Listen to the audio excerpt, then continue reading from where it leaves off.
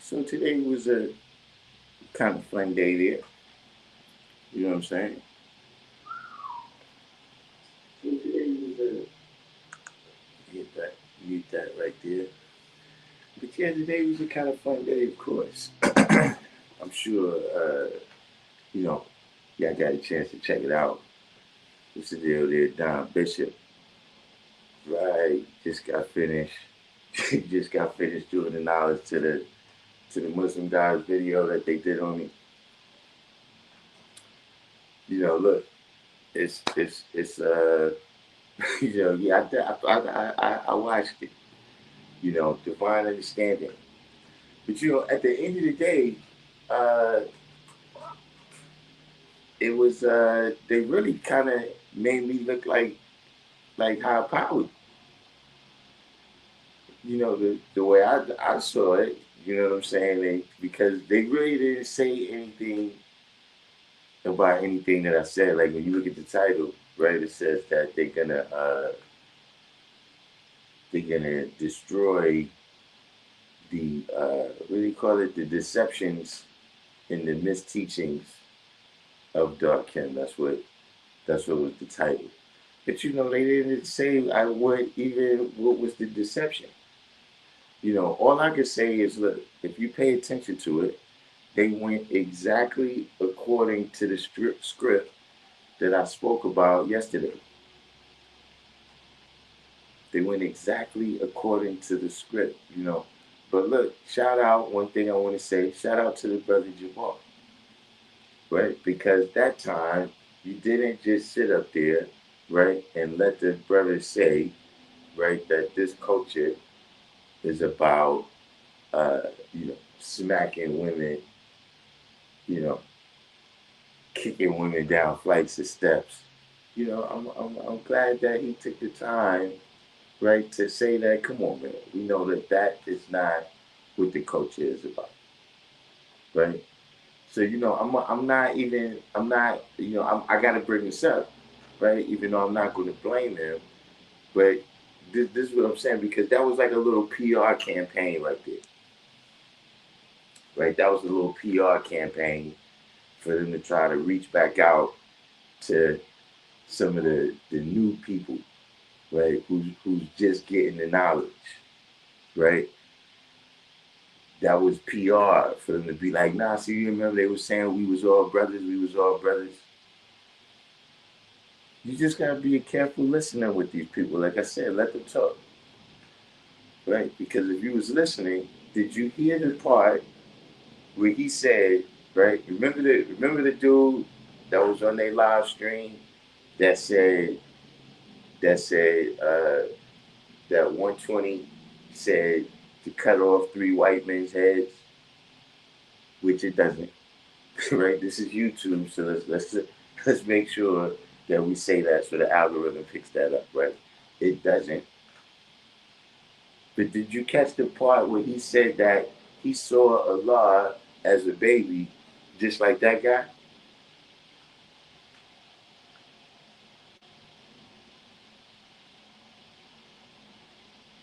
So see, they tried to make it seem like they want to build with us, right? He's back with that. It's good for the culture. What's good for the culture about us talking like that?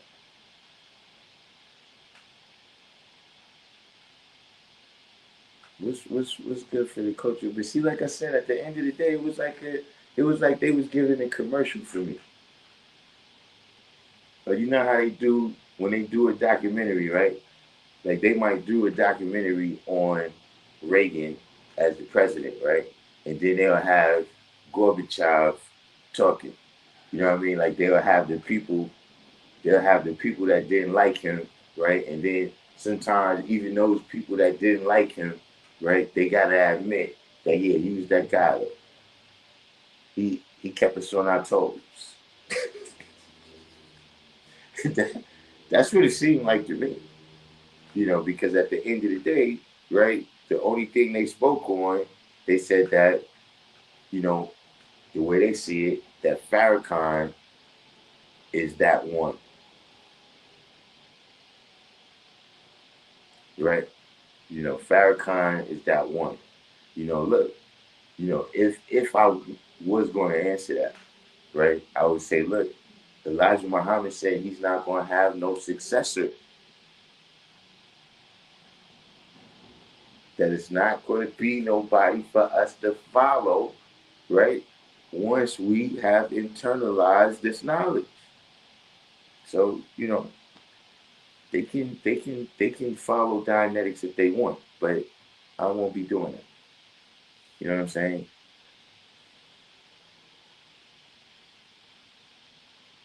He said, the double talk.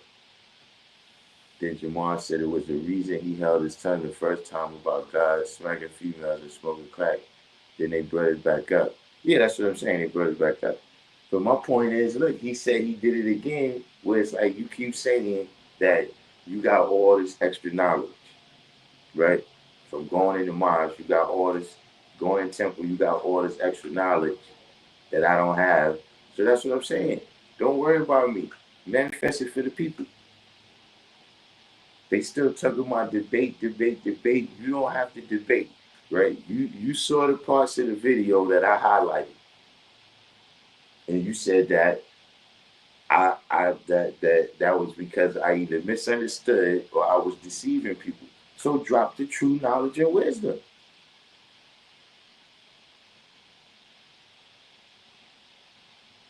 But see, expecting me to come, like, see, this is what I'm saying.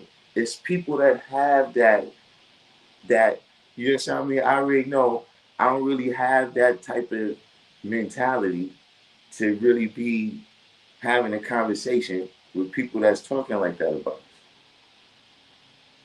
You know what I'm saying? We don't have to have beef or nothing. You do you, I do me. But don't expect me to sit there and eat up the shit that you saying. L7 a lot. He said new documentary, Surviving Darkim. Hey, look. But at the end of the day, that wasn't even something for me to respond to. Like, I didn't even see that. Was like I said, it was the type of thing. That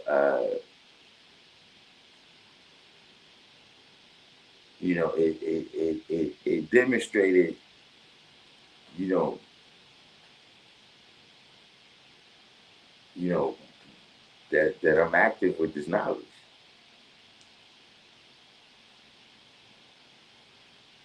See what I'm saying? Like everybody else is, you got all this mysterious people, but you keep keying on me.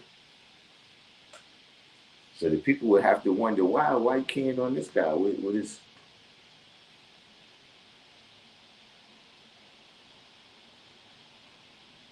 But boiling ain't court. You know what I'm saying? King Math, what's the deal? So yeah, today we back. I got, we got the topic here, right up here. Rather, should we say the title of the video, right? Why the 5% don't have beliefs. We're gonna get into that in a minute, right? But we have some progress on 3-eye atlas, right? Like I told y'all last night, right? That it changed colors, right? You said the whole thing sounds like a manifestation of their own insecurities. Listen, you know, you can look. Did you catch that part in the beginning when they said, "Look, we went and asked some other brothers to come on with us," and they was like, "Nah, leave us out of it."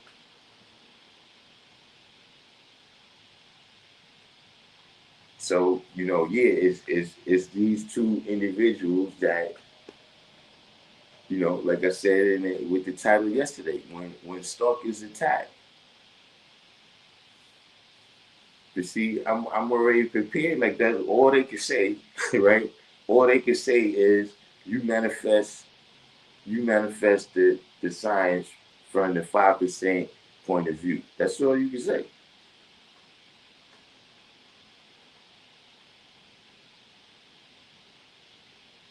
That's and look, I'm good with that. You know what I'm saying? Like I said, all of this stuff about uh, you know, like if you look at some of this, they said that I deleted comments. I left comments up there with you talking about me saying all types of things. So why would I delete just your email address? This is what I'm saying. Like this stuff is really, see, like I said, you bail people out. Let them leave that up there, right? Let everybody see that. Let everybody just see what they got to say. I'm not bailing them out.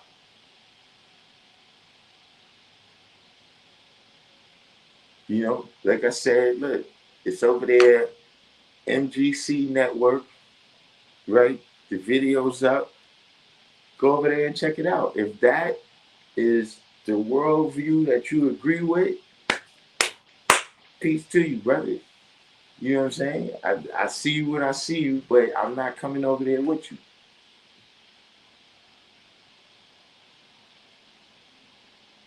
See that's the difference. We don't. Like I said, I don't have to battle with them. They don't have to see things like I see things. Like I said, I wouldn't care if it went down to 0.5%. If it was the real 0.5%, then that's what I want to deal with. See, I don't recruit, I don't proselytize, all that type of stuff. I don't do that.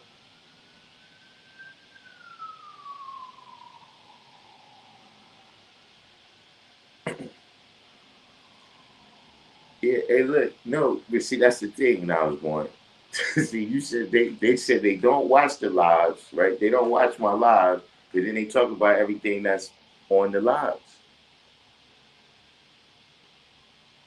This is what I'm saying. It's like, come on, man. That's why I'm like, see, I don't even need to engage. Right?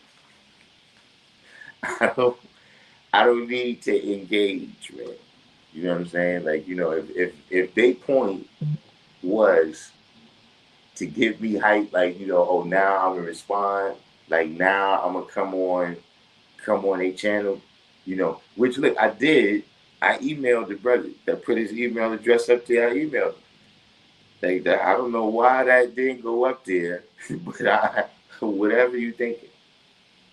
But look, if their idea with that was to provoke me, right? Then look, I give them 24 hours to come with something stronger than that.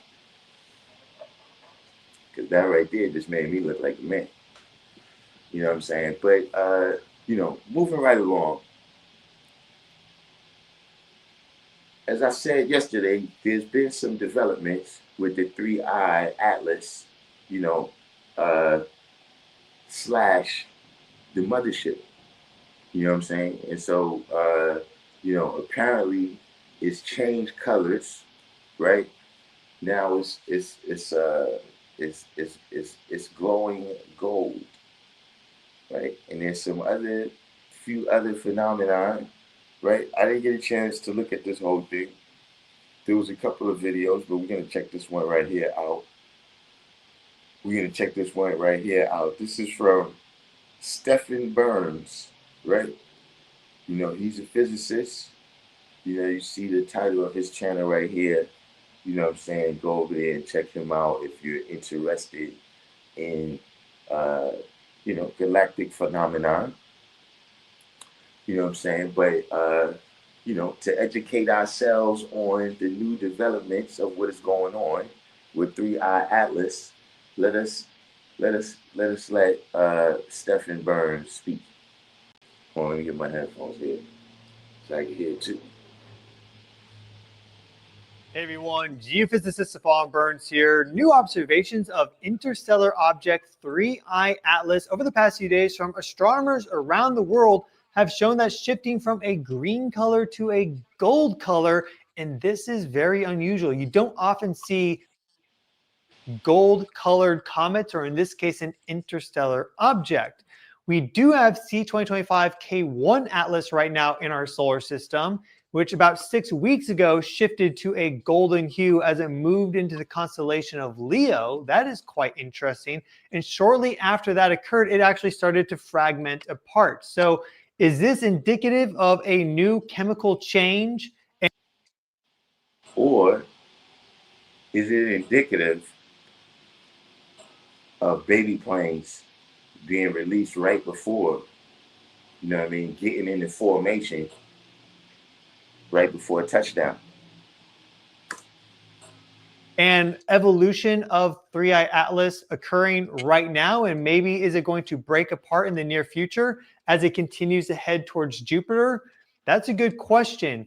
The evidence suggests that 3i Atlas was once probably a short period comet around its host star, and it was heavily thermally processed from hundreds or even thousands of orbits around its host star. That's why it came in with a very dark red color with a bunch of organics after its long journey through interstellar space. And then it suddenly erupted with a lot of activity, started glowing green, even a little blue at times. And now with that final eruptive phase having come to an end, it seems, it's now going back to a dust-dominated color, but now it's glowing gold. As it also will move into the constellation of Leo over the next few weeks and into 2026 as it approaches the planet of kings and royalty, Jupiter. So a lot of very interesting things happening right now with 3i Atlas, and we're going to get into all that and much more in today's video. So we'll begin with some of our first imagery of interstellar object 3i Atlas. Here we have 3 different views: our G band, our R band, our infrared band, going back to July 30. Remember, it's picked up on July 1st. We see in our green optical imagery here, it's not even really showing up that green. It's more of a yellow color. So it really wasn't glowing green when we first picked it up. In the red optical imagery, it's really glowing brightly red. And that's the color that we picked it up across all the different observations up till about the end of September when it switched to green. And here in our infrared, we see it also glowing quite brightly. Remember, it was very active even the first day that we picked it up. So it entered into our solar system after a long journey through cold, dark interstellar space and effectively immediately started becoming active once again, speaking to the fact that there was likely only a very thin crust of material surrounding it that caused it to suddenly erupt with activity. It didn't need to be deeply, deeply heated by our sun to all of a sudden start to become an oddball, going from red to green to now gold. And as we move closer in time to the present moment, here we have imagery of interstellar object 3i Atlas from August 27th. And here we see our ultraviolet, our green, our red, and our infrared imagery of this. You see that in the green band, it's starting to glow more green, but certainly very, very visible in the red band. And this was taken at 2.59 astronomical units. And this is important because there is a clear, distinct zone at about 2.5 astronomical units where now water and H2O, water ice, all that can become much more active. And that will start to influence the coma, the chemistry, and more. So this is what it looked like right before it reached that water line. And then it was starting in September that we saw this shift in color from red to green for interstellar object 3i Atlas. Before that, it was mostly CO2, cyanide, CN, and then also a lot of nickel, which is interesting. And we'll talk about that more in a little bit. If we jump forward a lot up to November 26th, after its perihelion, here we have imagery from Gemini north of 3i Atlas. And you'll see that it has a little bit of this bluish tinge to it there, a little bit of a greenish color, but starting to transition to more of a gold color. So they caught this image back on November 26th, right during that transition, it seems. We do have some other images from more recent where 3i Atlas is like a combination of green and gold, but seems to be becoming more gold day by day. So this was taken by Gemini North, a very high resolution look at 3i Atlas, its coma, its structure, and everything. And that caught that transition from green to gold perfectly. Here we see 3i Atlas now taking on a striking gold color. This image taken on December 10th of this year by Alberto Quijano Baniza. And this is very interesting because now we've seen 3 color shifts, red to green to gold. And this is occurring as it's moving into the constellation of Leo. It's having its closest approach to Earth in just 4 days. As I record this right now on the 15th, that will be on the 19th. And also, that is a new moon. So anyone that has the capability of getting optical imagery and telescope observations of 3i Atlas should definitely try to do so on the 19th, because there's going to be perfect viewing conditions for it. You'll go out early in the morning and 3i Atlas will be there fairly high above the horizon. So most people should be able to get some good imagery if your weather cooperates. But this shift to gold isn't just a one-off observation by a single amateur astronomer or group. The key is to look at multiple observations across the board, because that's how you get a sense of what's actually happening. And we have more imagery of it as well. So here is an image from the 14th of December, not as clearly colored as the last one, but you see that it doesn't have an obvious green color to it. And so this is a little bit more confirmation that that green color shift has come to an end. And then we have more imagery from today, and look at that. It's starting to look gold. So this is almost a combination of green and gold here, but it looks a little bit more gold than green to me. This is by Tony Scarmato out of Italy. And it just seems that we're seeing a profound color shift once again with 3i Atlas, which really speaks to its primordial history. So we have our pre-perihelion observations of 3i Atlas, and it was a very red dust-dominated coma when we first picked it up, and it was stable despite increasing activity from 3i Atlas. Again, it hit that 2.5 astronomical unit waterline the beginning of September. See, after this, this is the I guess you could say the mainstream, right? This is the mainstream point of view that we watching right here, right? And then after this, we're gonna check out Avi Loeb, right? If you remember Avi Loeb, that was the first scientist, the guy from Harvard that had questions about it. Right now, he's speaking on it as if it's kind of a regular thing. You know what I'm saying? Whereas, Avi Loeb, he's gonna present, his facts or whatever, but gotta wait and check it. So all the way from its first observations to the middle of September or so, it was very stable with its color, even though it was undergoing more and more sublimation, and there was more gas and dust entering into space, and that was plasmifying and such. Redder than previous interstellar visitors. Oumuamua was very, very dark. Borisov was pretty much like a typical comet that we see in our solar system. Interstellar object 3i Atlas, of course, being very bizarre. And then the other interesting things is that you had nickel emission appear very early without the presence of iron.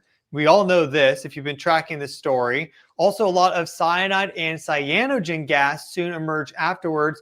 And this nickel production ramped up sharply, much more than expected. And so all of these are clues as to what 3i Atlas likely experienced in the past. So I want to be clear with this nickel emission, which we have very clear spectroscopic data for, and you see that there's basically no increases in the iron emission at the same time. This does not mean that the nucleus of interstellar object 3i Atlas has no iron. It means that if it does have iron in the nucleus, it's not reaching the coma, because we're only observing the coma here, the gas, the dust, which then gets plasmified in space, right, ionized. We're only imaging that. So there's clearly some selective process here that's moving nickel from the nucleus into the coma that's not doing the same for iron. And the idea here is that this is actually carbonyls. So you have metal carbonyls, and you have, for example, iron carbonyl and nickel carbonyl. And what we know chemically is that nickel carbonyl is a bit more stable than iron carbonyl. And they also are both able to effectively volatilize at low temperatures. So they can sublimate pretty easily. But iron carbonyl isn't stable. So it's reactive. So it can react with things, let's say like water in the nucleus and not actually make it to the coma, whereas nickel carbonyl can do that, and then it can break apart due to solar radiation and cause this increase in nickel in the coma, creating this spike in the spectroscopic data. So that is quite bizarre though, and it does speak to its primordial past. So based off of everything that we know, the most likely scenario for its past is that 3I Atlas was once a short period comet flying around its host star. We don't know what the star was, but that it passed by fairly close, and it was therefore heavily thermally processed. It was constantly being hit by the energy of that star, and any exotic compounds it had from its accretion outside its solar system would have burned off, leaving it just to basically be a nucleus, a rock with very little stuff left over. Then it got flung out, and during its journey through interstellar space, it picked up a lot of exotic materials because, you know, when stars explode, they produce all the elements. So interstellar space is filled up with a lot of stuff, just a very low density. So that's where it probably picked up a lot of its water and a lot of its unique compounds that we've seen in it. And then a lot of organics. For example, these red colors are from the presence of organics in that dust. So it's very organic rich, like a trans-Neptunian object or a D-type asteroid. And those can create amino acids, and those can create nucleotide base pairs. Really interesting stuff. We talked about the interstellar seed hypothesis for 3I Atlas in a prior video. So is he saying right here? Is he saying right here that there's life? That there's life on this this comet right here? Let's listen to that, because for the minute he started saying organic, right? That's what I was wondering here. But let's listen to that one more time. Of its unique compounds that we've seen in it, and then a lot of organics. For example, these red colors are from the presence of organics in that dust. So it's very organic rich, like a trans-Neptunian object or a D-type asteroid. And those can create amino acids, and those can create nucleotide base pairs. Really interesting stuff. We talked about the interstellar seed hypothesis for 3I Atlas in a prior video. I'll link that in the video description if you want to learn more about that. But that's kind of a one-time accumulation of material, unless 3I Atlas, of course, zooms off again and does not break up and disintegrate. And then as it got close to our star, because it didn't have a big reservoir of these materials, it just had one single temporary kind of accumulation of them from its journey in interstellar space, that would suddenly activate. It would then go from a red color to a green color as you have this huge amount of activity with 3I Atlas waking up. Again, its closest approach to the sun, it was receiving about 735 watts per square meter, whereas in interstellar space, it's 10 to negative 7, 10 to negative 8 watts per square meter from the interstellar light flux and more. So a huge increase, like 10 orders of magnitude increase in the amount of energy that's receiving. And if that is the case, and it's finally burned off and basically sublimated all that material, now it's shifting back to a dust-dominated coma, and that will make it glow more gold now, because a lot of those organics too, which give it that red color, they're going to have been evaporated off, volatilized, and carried off with the dust, because the organics will concentrate on the crust of this thing. So that's the most likely history of 3I Atlas. We can't say definitively by any means, but that does seem to ring true, and the observations line up with that, and what we know chemically lines up with that. So it's going to be interesting to see what happens with 3I Atlas now going forward, because when we saw this shift to the gold color for K1 Atlas, a different comet from our solar system, it then started to fragment just immediately afterwards. And the last thing to talk about is 3I Atlas's closest approach to Earth, which is coming up in just 4 days on December 19th, and where 3I Atlas is in the night sky. So here we have our program Stellarium, and this is just set for today. I'll turn on the ecliptic plane here, and we are going to go forward in time to when 3i Atlas is actually out in the night sky, which will be early morning. So we're going to go forward here to about 3, let's make it 4 a.m. in the morning. And let's search for 3i Atlas. And you see there it is. So it is moving from the constellation of Virgo, as you can see here, into the constellation of Leo. I just find that so interesting that we had C2025 K1 Atlas move into the constellation of Leo. It started to glow gold, which is the color associated with kings and royalty and more. And that's and lions. Lions are a golden color.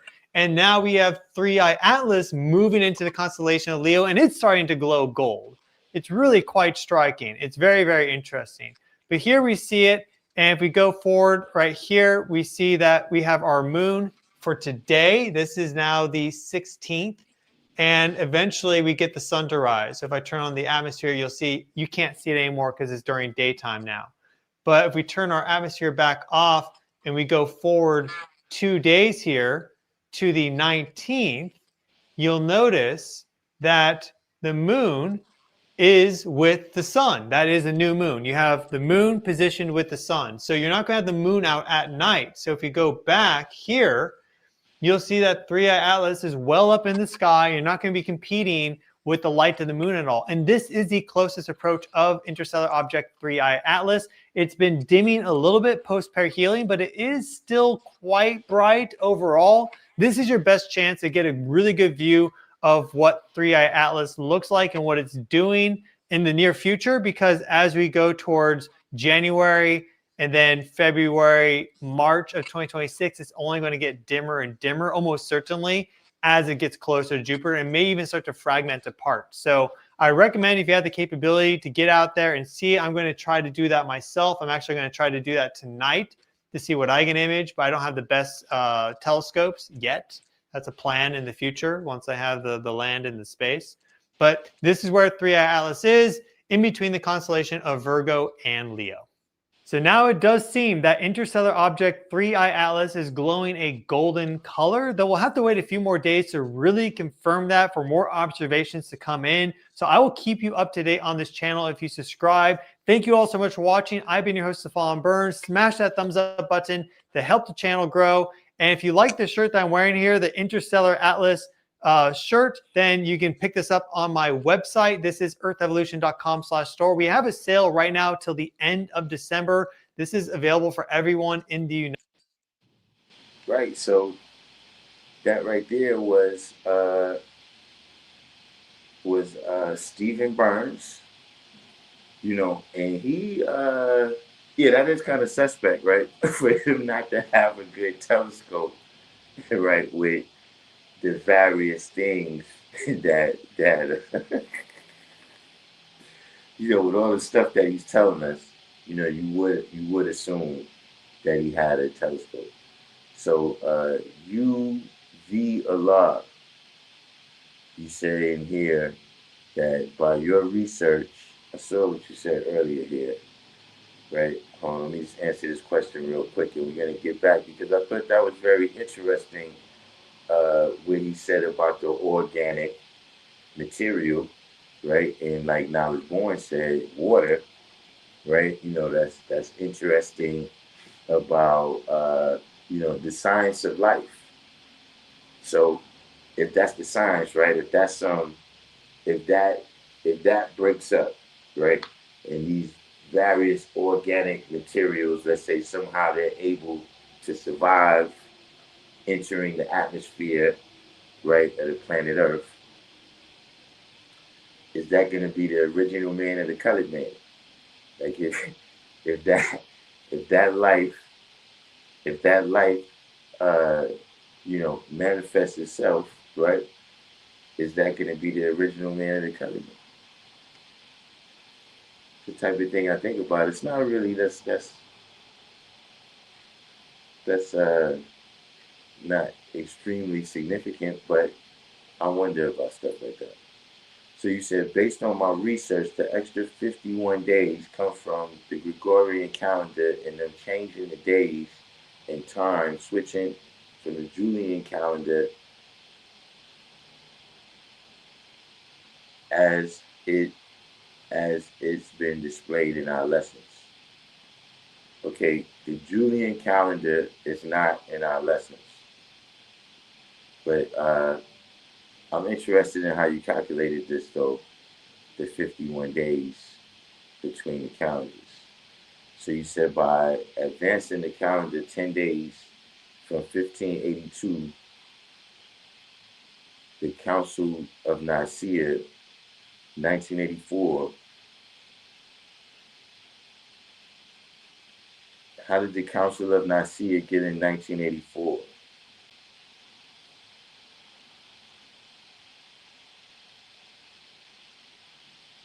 And then you subtract 1582 from what, 1984?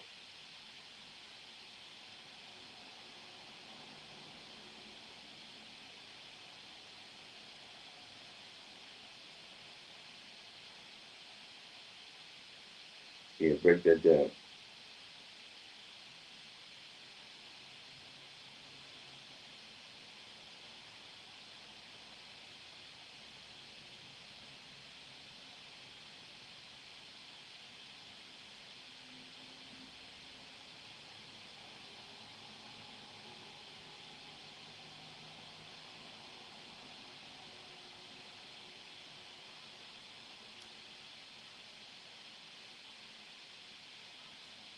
Whoever, see, Kabaka Karazakwan, you must be trying to get kicked out of here.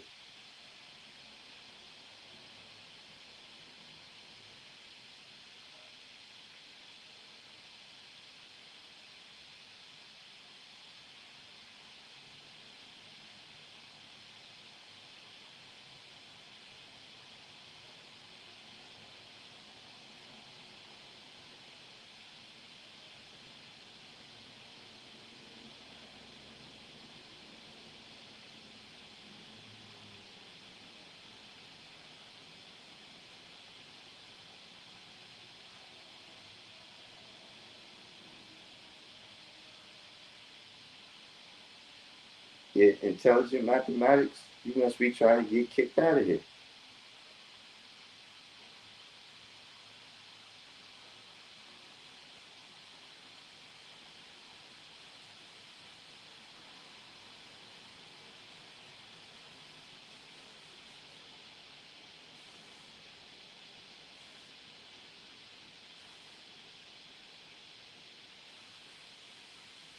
Cause what you speaking for him for?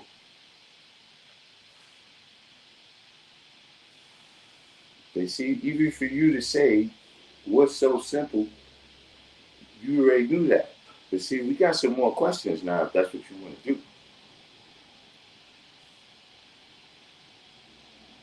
if you want to answer everybody else's questions, I'm just, this is basic, basic uh, reality when we in cipher. It's no different than if I asked him, "What's today's degree?" and you quoted it.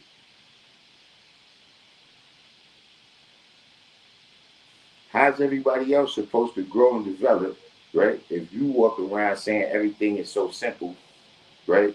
And stopping them from being able to look inside themselves. Now they got to say what you said.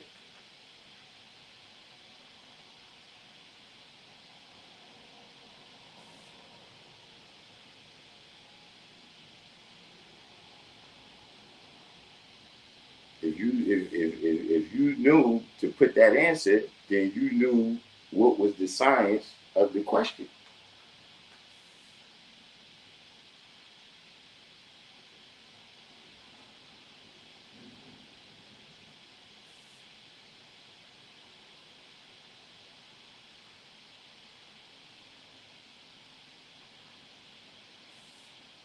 Let's get back to let's check this out over here. We're gonna check out Avi Loeb, right? And what he has to say about, you see how you don't even have to type in his whole name and Three Eye Atlas comes up. So let's look on update. Let's see what it says here. Right. Bow. So this is the latest This is the latest update here, 5 hours ago from Avi Loeb, and let's see what he has to say about Three Eye Atlas.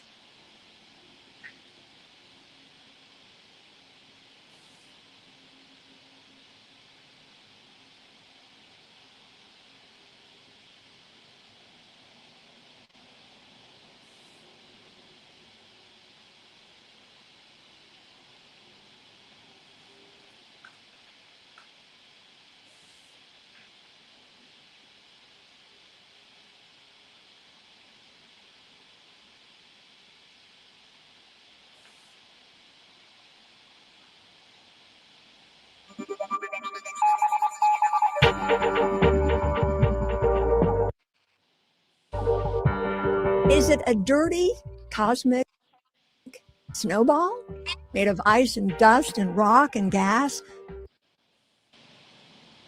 Is it a natural comet, or is it something else? Something maybe alien technology from? Now, see, look, if I didn't know that the Harvard professors, you can see right here. Hold on, let's make sure we go down here. Let's give Queen City News a like right here. Right, this is Queen City News, right? Channel that is covering this right here. They interviewed Avi Loeb, right? Now you can see Avi Loeb is a Harvard professor, right? If I didn't know that there was a Harvard professor being interviewed on this show, right? And just this lady came out and started talking, right? I would not ordinarily watch this video. You know what I mean? Shout out to her. But I'm just saying this, without even hearing no words, right? I generally would not watch this video. You know what I'm saying? But because he has Avi Loeb here, let's see. Let's see what's going on. He says she looked like Carol Channing. Actually, she does. From someplace else? Well, that's the big question. They welcome everyone to We Are Not Alone. I'm your host, May K. Dealer. We're here talking about Three Eye Atlas, that interstellar object that has consumed our thoughts since really July. And we are honored to have who is perhaps the most in-demand interview guest on the planet today when it comes to interstellar objects. Joining us now is Harvard professor, Dr. Avi Loeb. Thank you so much for joining us. We are honored. We know you're a very busy man. Thanks for having me. It's a great pleasure. Well, you've got quite a resume, and it would take forever to go through it. So just very briefly, I am going to introduce you.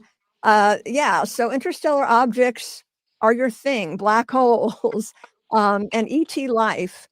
So you join us with an update today. We're going to talk about Three Eye Atlas. It's coming very. See, look, it was just some low-hanging fruit right there. Where I almost made a joke right there, but I'm gonna let that ride. I'm gonna let that ride.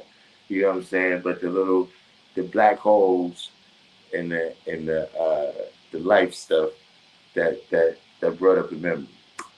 Very close to our planet, the third known interstellar object from out of the solar system to cruise through our cosmic neighborhood.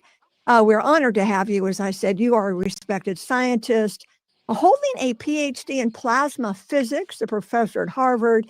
You've chaired the Department of Astronomy for years. You've written 8 books, including bestsellers, Extraterrestrial, The First Sign of Intelligent Life and Our Future in the Stars, and more. And you founded the Black Hole Initiative. So you told me I'm going to call you Avi, and I hope that isn't too casual. You are seen as a visionary leader to your supporters, and to your critics, you are known as a sensationalist, polarizing for sure, but an undeniably significant figure in science. So Avi, who are you? What do you consider yourself to be? I consider myself to express what sounds to me like common sense. And, I was born on a farm, pretty much grounded in nature. And I don't really care much about what people say, because very often they say the wrong things. And if you subscribe to social media and pay too much attention to the likes that you get, you are growing probably in the wrong direction. And we've known that from history. And as a scientist, I have the privilege of attending to evidence. And when something looks strange, I would like to discuss it, point it out, because that's the only way by which we might recognize that among the rocks that enter the solar system, there might be a tennis ball that was thrown by a neighbor.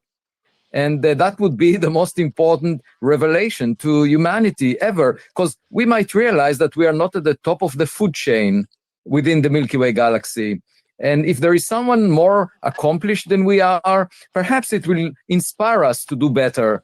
Because right now we focus on a very small rock that makes maybe 3 millionths of the mass of the sun. So far, I don't like this direction Avi Loeb is going in, right? Because, what he's suggesting, right, is that, like, we the supreme being, but then it's like not the supreme being, but we the supreme being, but it's something over us. You know what I'm saying? Okay, that was a cheap one, but I couldn't help it. That's Earth, but there is much more real estate far out. There are 100 billion stars just in the Milky Way galaxy, and there are about 1 trillion galaxies in the observable volume of the universe, and many more beyond what we can see. And so there is a sense of cosmic modesty that we lack. Because most of the stars formed billions of years before the sun, and it's very likely that there were more accomplished space entrepreneurs than Elon Musk since the Big Bang. Wow. I was going to ask you, because there's so much criticism, and I love your open mind, and we need people like you, and we're so grateful for your expertise. You kind of said you don't care, so you probably already answered it, but how do you deal with the criticism? Because I know you take a lot of it. People think, look, it's just a comet. Yeah, well, what they do is basically behave like artificial intelligence systems. And those AI systems that we often use are as good as their training data set. And so most of these experts, or self-declared experts, are relying on icy rocks, the type of things that they were studying for decades. But the point is, we know there are things beyond that, because we launched technological equipment to space. And I'm just saying, please include that in your training data set. That's not such an exaggerated request, because we know that near Earth are plenty of objects that humanity launched. And in fact, there is some confusion about that. Those comet experts, they cataloged a near-Earth asteroid, an object that came close to Earth on January 2nd, and then realized within a day, the Minor Planet Center, the official body that is cataloging these, announced that, this one is actually following the path of the Tesla Roadster car that was launched by SpaceX in 2018. And therefore, it's not a rock, as we thought. It's actually a car. And the only reason they realized that is because we know what humanity launched. But if someone else far out in another near another star launched another type of spacecraft, we would not be aware of the trajectory that it's supposed to take, and therefore we would, if we are subscribing just to the notion that there are space rocks out there, we would say it's a comet or an asteroid. And that's a mistake that is easy to make if you have very limited data.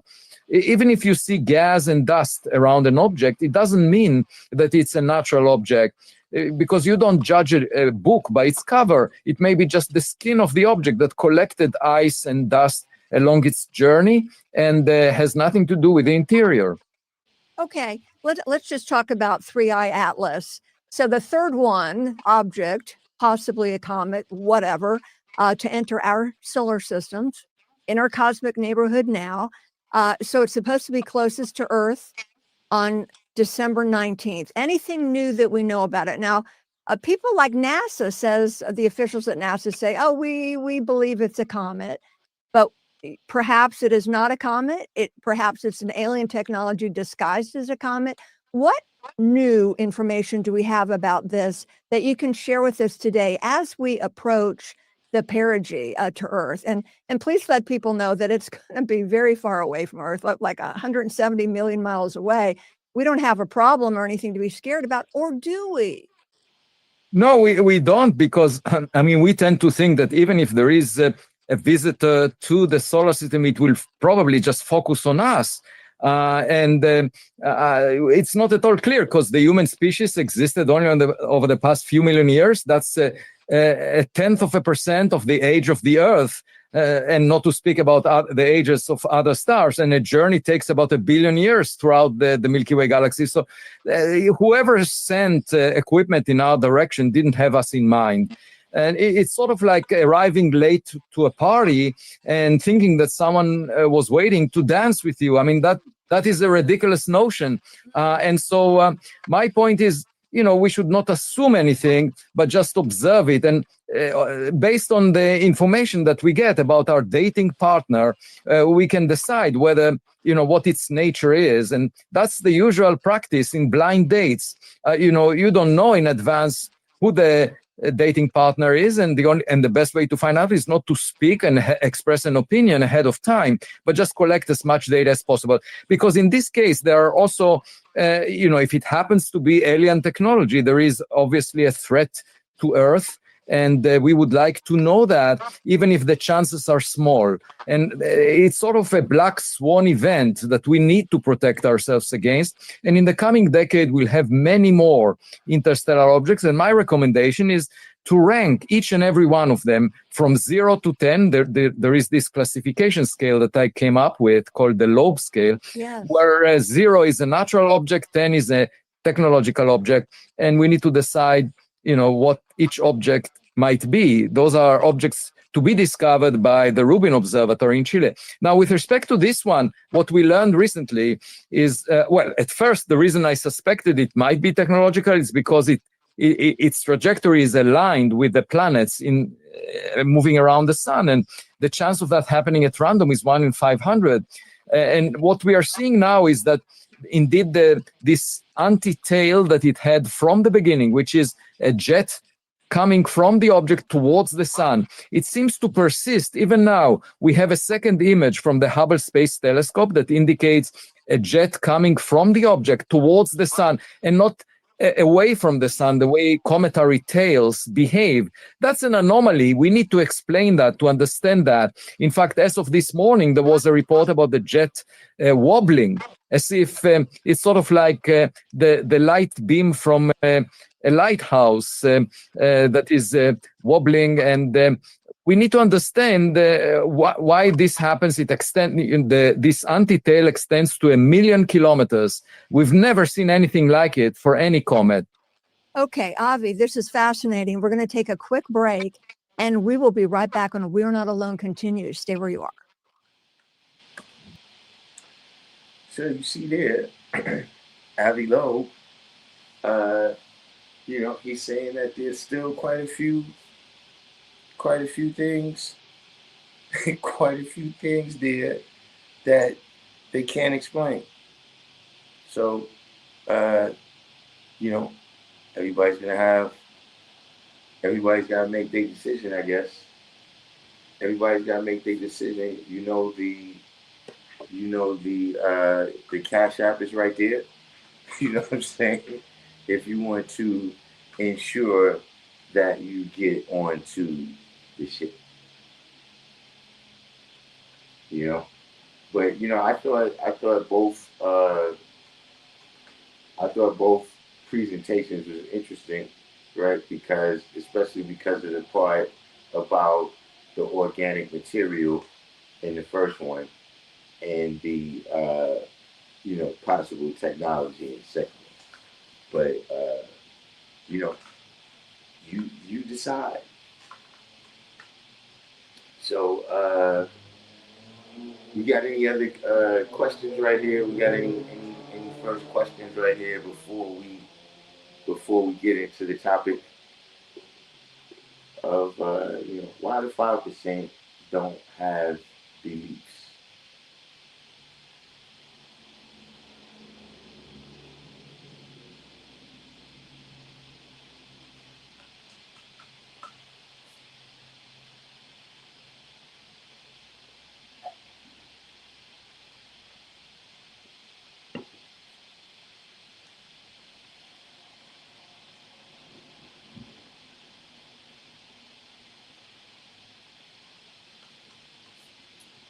The Muslim guys, I don't think Elijah is allowing them. I don't think Elijah is allowing them in the small remnant. I don't know if they're part of the small remnant that's going to be allowed. But you know, that's up to them, man. You know.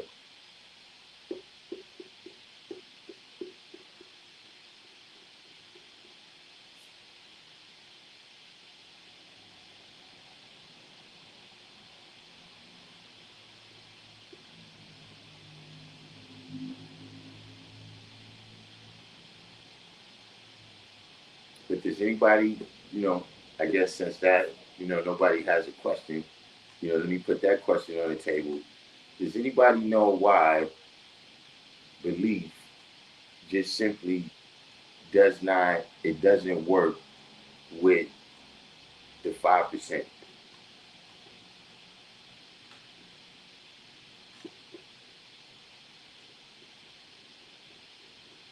Supreme Man, you missed it. We was just covering the flight trajectory of the mothership.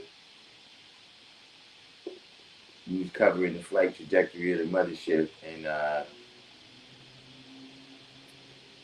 you know, I was informing brothers that the Cash App is available for them to, you know, make sure that they get their tickets in case if you haven't been doing the right thing and you think your entry onto the mothership might be a little shaky.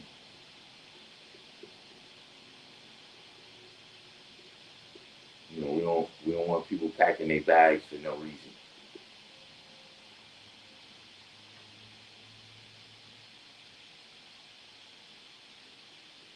You said belief has a lie in it. That's a good what's in it. You said with belief you follow without facts. Science, math, and facts negate the need for beliefs.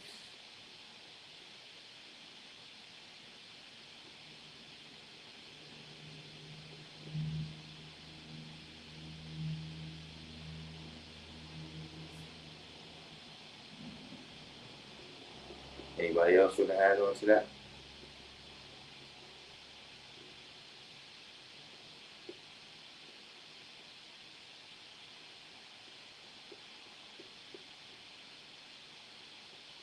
If you have belief, you don't have knowledge. Belief is rooted in religion.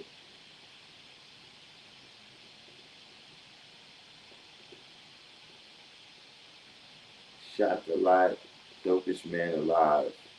Belief isn't knowing, belief is guessing. You know or thinking you know without actually knowing. We deal with knowledge and knowing.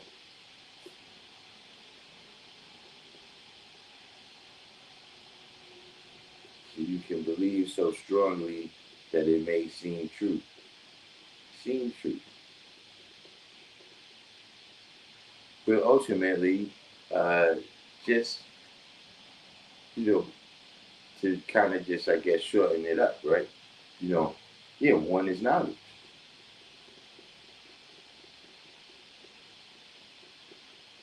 Like those two words is contradictory. So if the foundation of everything, right, if the first thing we're taught is to know, right, then that's like, you know, being on top and the bottom at the same time.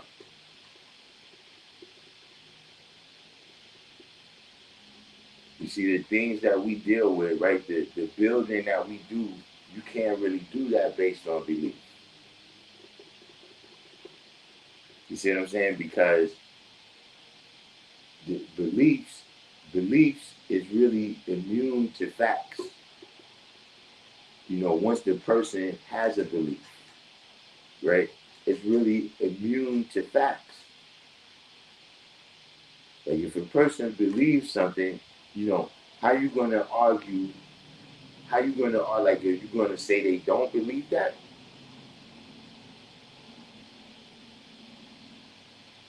Because like everybody said, right, belief right? You can't believe and know at the same time.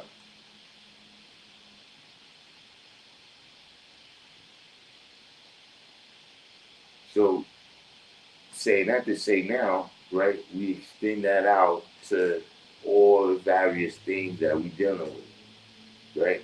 You know, we don't believe in the law, right? We don't believe in 120 lessons, right? We don't have, doctrine and hadith and all this various stuff, right? We draw everything up for the knowledge. Yeah, hey, look, I didn't want to bring that up, Supreme Man. But look, I remember back in the days you used to say that you can't be and leave at the same time.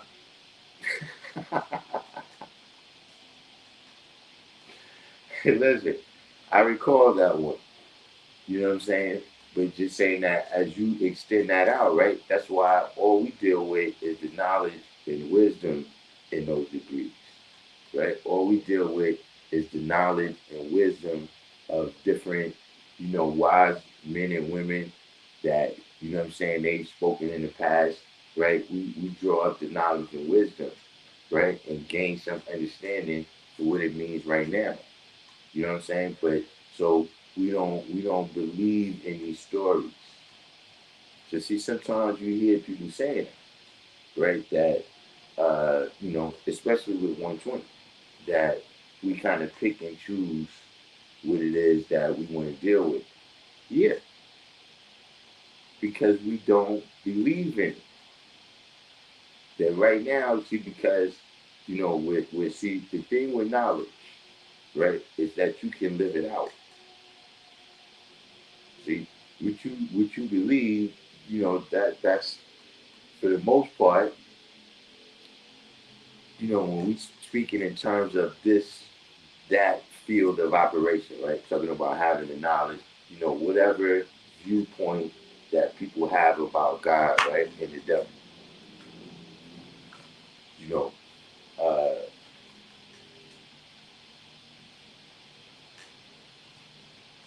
that's mostly, when you believe in that, you kind of just waiting and seeing. You see what I'm saying? Like as you go on and on through the lessons, right? That's where belief is going to lead you to. You see what I'm saying? You know, when you just believe it, right? You gonna set up home and wait for the mystery God because what you believe is not really something for you to live out. You understand what I'm saying? When you believe something, then it's just whatever is the final thing, right? Whatever is the final reward. But in terms of you giving all that you have in all within your power, right? In terms of you having a step by step, plan how you're gonna do that, right? That don't exist when you just believe. So see that has never worked with the knowledge, right? And that's why it don't pay, right, to do anything else than live this out. You see what I mean? When you living this out and people can see what you're doing, right? I mean people can see everything you're doing if you're not living this out. But I'm just saying that just the same way, a person just see the example, right? Where that's one of the reasons why negativity, what I'm saying, in the community a lot of times is uh is very attractive because people see that illusion of rewards that a person is getting with that. You see what I'm saying? They see the jewelry, they see the cars, they see whatever it is, right? So now that becomes attractive to it. You see what I mean? If you living this out and you getting the rewards of love, peace, and happiness, see, that's something different. Where you saying that okay, this right here we dealing with right here, right? Heaven and hell, we creating it with these tools right here, supreme mathematics and the supreme alphabet, right? This is why we don't have belief. You see what I'm saying? Because we don't have things, right, that you know, we see the power as outside of ourselves. So see, even like when people say various things, right? Like even we just watched the 3-Eye Atlas, right? So a lot of times, you know, people ask me about, well, not a lot of times, but every blue moon, people ask about life on other planets, right? Or people ask about telekinesis and these various things. To see, we got to master this plane right here first.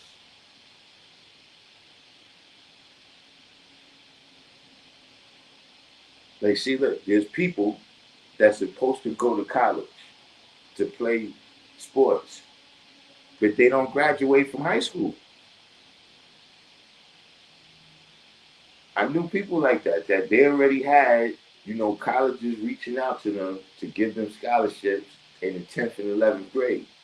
And in their minds, they thought, oh, he already got a scholarship. Yeah, you got to pass the first grade first.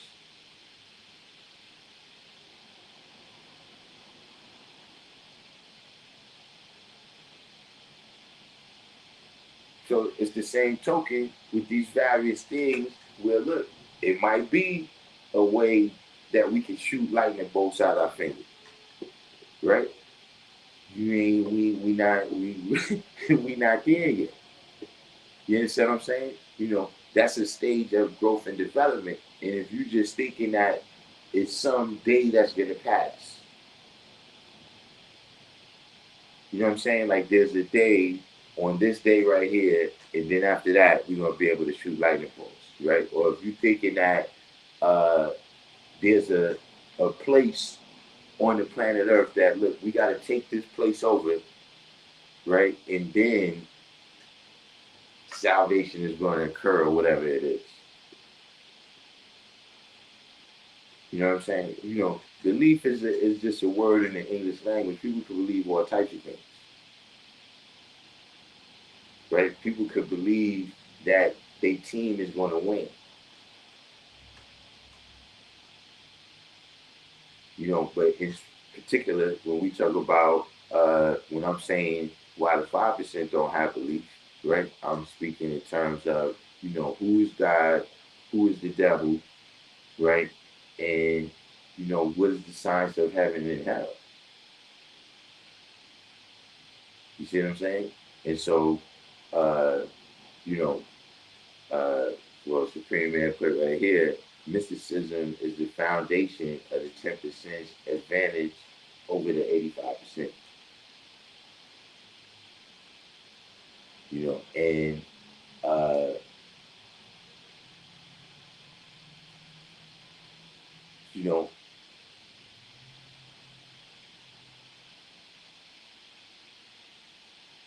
see, you know, it's a lot of that is just, you know, everybody can tell that everything can't be seen by the naked eye. You know what I'm saying? You know, uh, you know, everybody, uh, you know, have things around them that happen that they don't understand. You know what I'm saying? And uh, you know, it all depends on, you know, how they try to come to a conclusion about those things that they can't see with the naked eye. You know, and those things that happen, you know, like rain, hail, snow, and also hear thunder above their heads. See, these is all the places, it's all over the lessons, right? How belief don't match with this knowledge.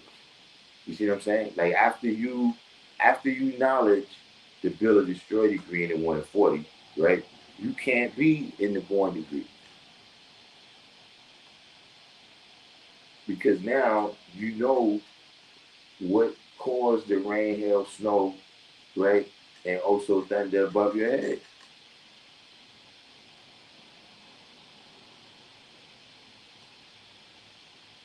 So looking outside of self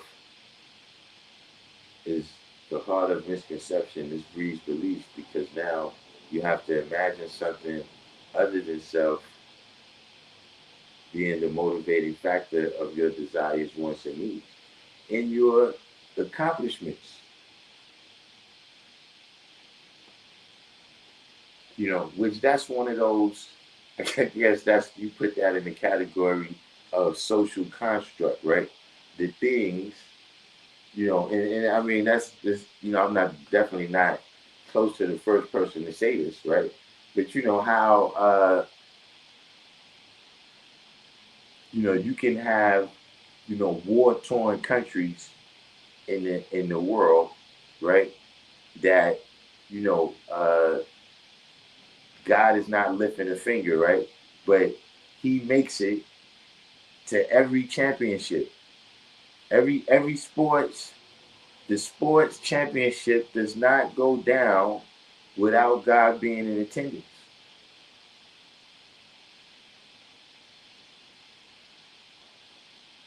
The championship belt never changes hands, right? Without God putting His finger on the scale.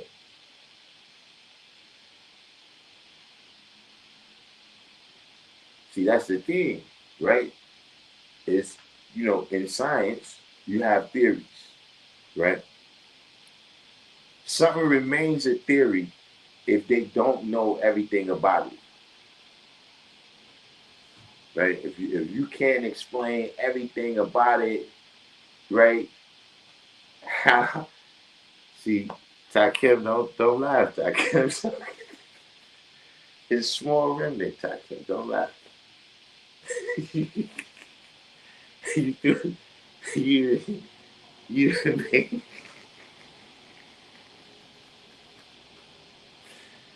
didn't do me off. I can't even recall what I was saying.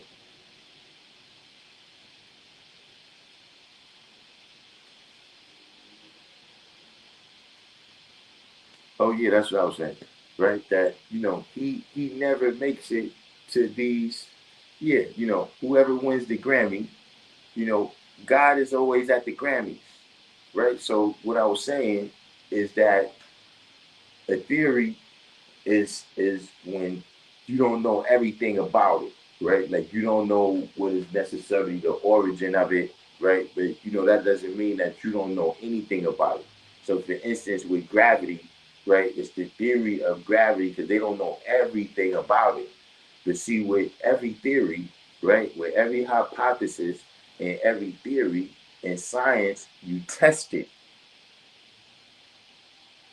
right? And so you have some things like the theory of gravity that's been tested, right?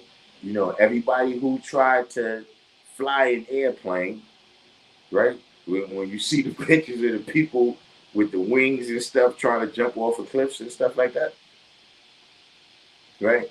All of those people was testing the theory of gravity. I remember when you was in the third grade or whatever that was, you first learned about gravity, and they tell you about if you drop two objects, right, that they hit the ground at the same time, right, because of the acceleration of the gravity. You see, so the theory gets tested, and then it's like, okay, we don't know everything about it, but all of the things that we did to try to test it, we couldn't disprove it. You see what I'm saying? So they don't know everything about gravity, but they haven't tested anything that disproves it. They haven't tested it, and the result was that it was disproven. Right? So now I'm applying that. I said all that to say, right, is that okay, people have this belief, right, which is not a theory, but bear with me here with the comparison. Right? People have this belief, but then you're immune to it being tested. You see what I'm saying? So my thing is that all of the times that people have needed salvation, right? all over the planet, all kinds of people. I ain't talking about no, I'm talking about all of the mystery gods, right? I'm talking about in China, in India, in Africa, in Europe, in America. See, not one of them has provided that salvation. Not one of them.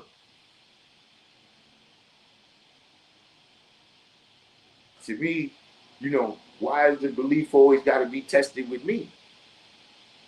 You know what I'm saying? Like if something happened, they say, oh yeah, my faith was tested.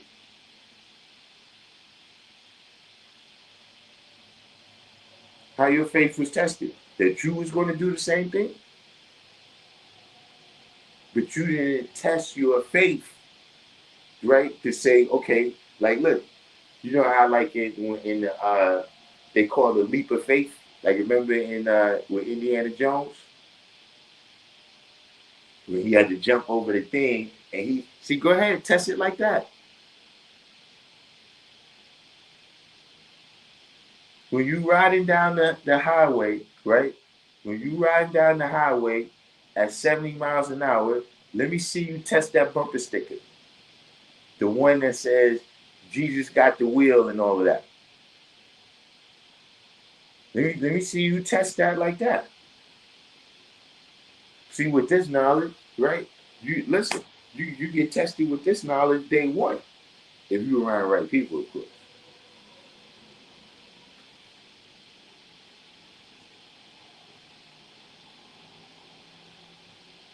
See, like that was a question that used to be in the cipher, right? Remember that Supreme Man, where you might manifest. Gravity say, "Yo, what's today's mathematics?"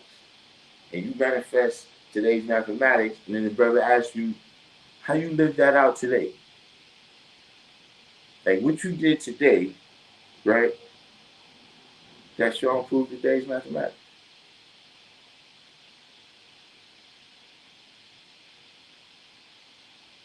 See, you can everything that we did. That's why we deal with knowledge and understanding, sun, moon, and star, man, woman, and child. All these various worlds, right, where these principles of knowledge, wisdom, and understanding have to be is manifested, right, and then you can test in all of those worlds. You can test in all of those worlds and see, okay, do those principles apply over there? Do they apply over there? Do they apply over there? Of course, you want to do that, right, before you step outside and apply that.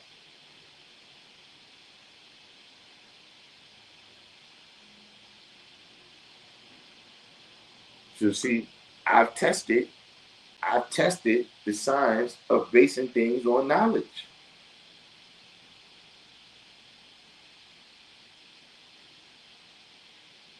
Most people that go outside, right, and get involved in any type of activity, right? One of the most common sayings, right, that you hear people say in every walk of life, in every endeavor, people always say, "Yo, if I knew when I started this what I know now, either it would have been way easier, or I would have had way more. I would have had accomplished a whole lot more." See, that's the thing about, when you got a culture where we build with each other. So now the person can already put you in that position, right? Where you know what they know when you just starting.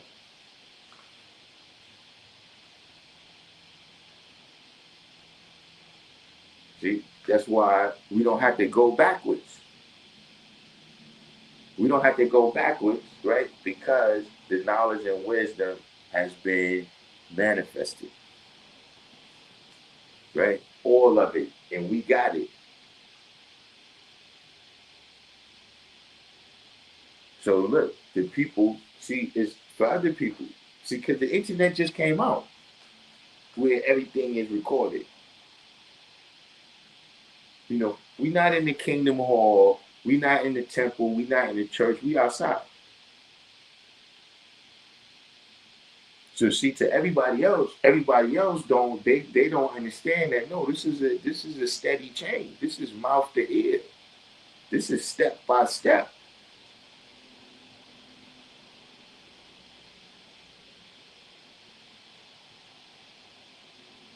We don't have a, what you call that, like a origin myth. You see what I'm saying? Like, you know how they say Rome was started by two twins. They got abandoned, and then they got raised by a wolf. And then one of the brothers killed the other brother. Sound familiar? And then he started Rome. Now, I think most of us, most of us is not, we're going to be at least a little bit skeptical, right, about this kind of story. See, that's different from, listen, people don't, you talking about a lot that live on 112th Street?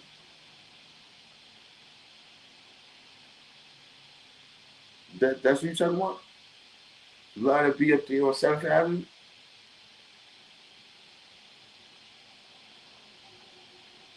So you can ask him around. He's a real person. Like, look, there's a restaurant up on 6th Avenue and 126th Street.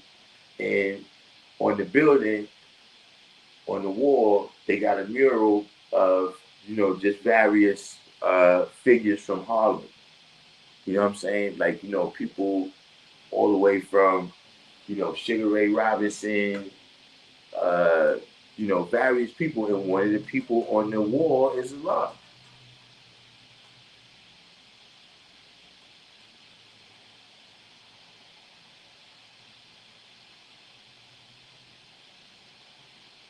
Like, this is it's seen and heard. It was seen and heard the whole time. So we don't gotta make up nothing, right, about where he came from, right, where he got his knowledge from, right, how he developed his wisdom and understanding, right, where he taught, and what happened to him. We don't have to make none of that up.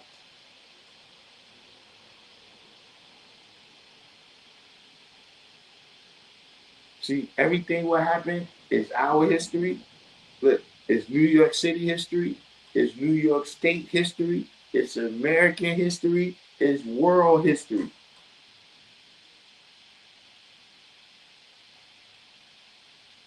You don't think so? Ask ChatGPT who lies. At first, right? At first, they're going to give you the Middle Eastern version. But ask them about Allah from Harlem. They know who he is.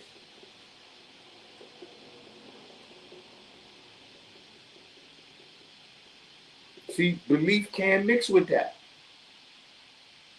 You can't come now and say, yeah, well, Allah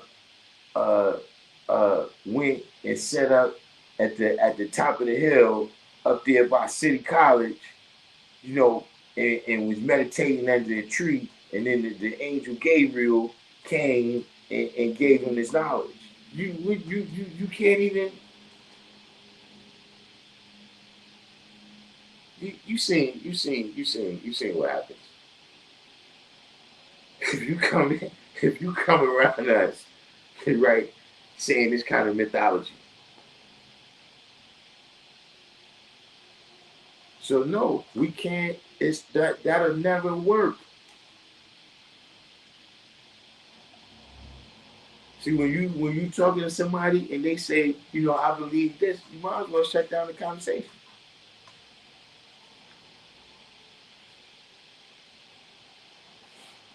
So belief in self deals with confidence in self, yet it's based on the construct of work and motion, whether in sweat equity or the gathering of info for a specific purpose. Now, see, I understand what you're saying, right? I just don't consider that belief. You know what I'm saying? Now, Well, let me say this. It's not belief, right? When it's dealing with preparation. You know what I'm saying? Like if you ain't never played, a sport or whatever, and then you just believe you're gonna make it to the pros in that sport. You know what I'm saying? But the person who is preparing themselves, right? They doing the workout, they sharpening their skills. You know what I'm saying, against other people that sharp with these skills and everything. That's something different. Whether they make it or not.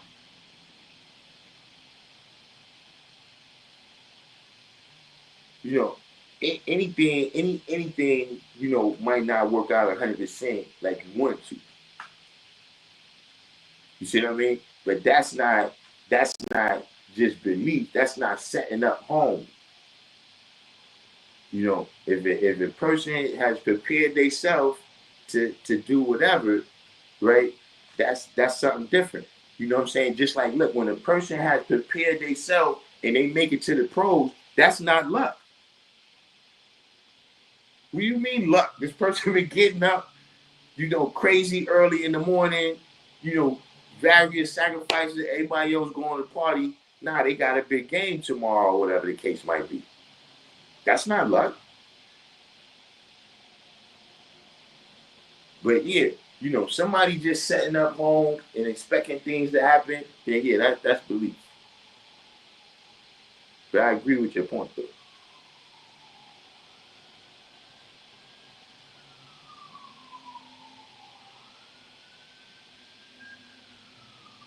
So all the prophets used the superconscious. Allah achieved the magnetic mind. The superconscious is the aspect of the mind that is able to predict.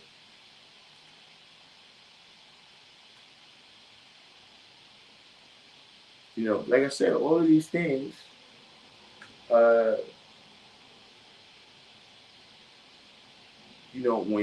when uh,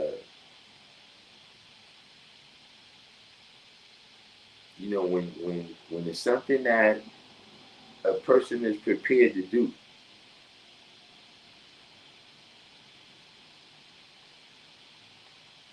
You understand what I'm saying? Meaning, like, there's a difference between a prediction and a guess.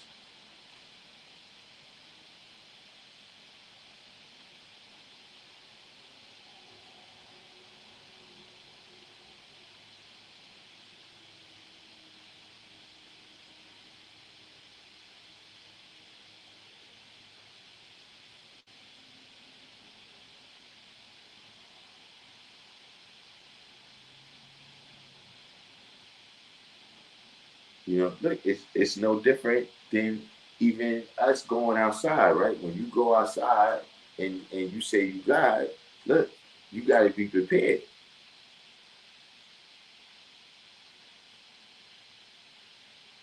Because see, you gotta remember, it's people out there, right? That's their job is to test you.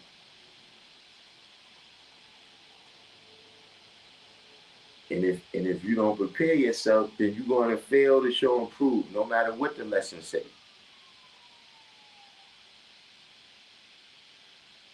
See, at that point, you just believed in the lessons, and you just believed that, uh, you know, by you letting the lessons into your heart or whatever, right? That you was gonna be protected by the Holy Ghost. See, that's what I'm saying. None of that stuff, right, can go along with a science where one is knowledge, right? And where one is knowledge and you're responsible for born in the cipher.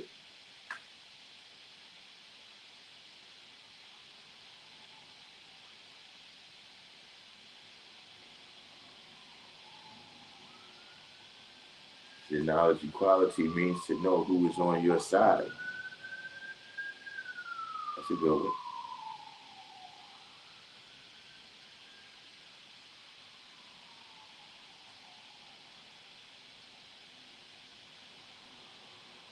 supreme justice. Predictions are based on patterns, while guessing may or may not be rooted in logic, and there's still a possibility of a flaw in the logic. Yeah, like when you got the kind of, like when you letting Dwayne Wayne, not Dwayne Wayne, who's Dwayne Hayward from Dwayne from What's Happening. If you let him if you let him make your bets for you, yeah, there's a little bit of flaws in that logic.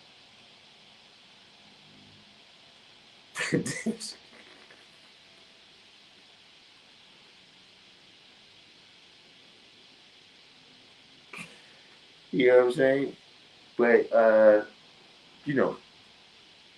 we is everybody, we all on the same page, right? In terms of the beliefs, right? And when you speaking to people, right, you gotta understand that yeah, they can say, you can say it's semantics, right? But you gotta know how to communicate this stuff, right? Because that's what a lot of times so people ask, well, what do you believe? Like, you don't believe in God, what do you believe?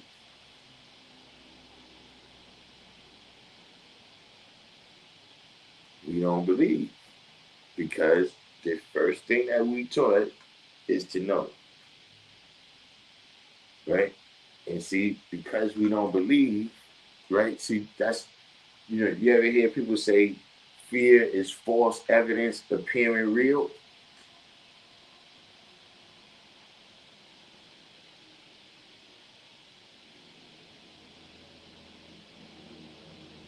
See, fear comes from what you believe might happen. Like when you see people that some people, they be fearless, is that's what they don't believe that nothing can happen to them.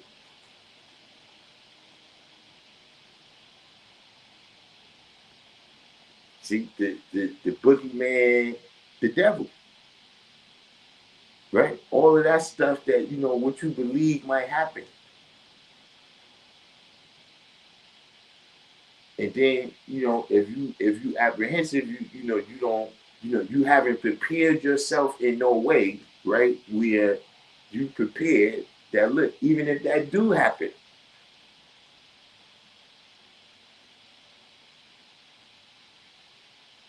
right? Even if that do happen, right? I got the power and the glory forever and ever, right? How they say, I walk through the the valley of the shadow of death and fear no evil.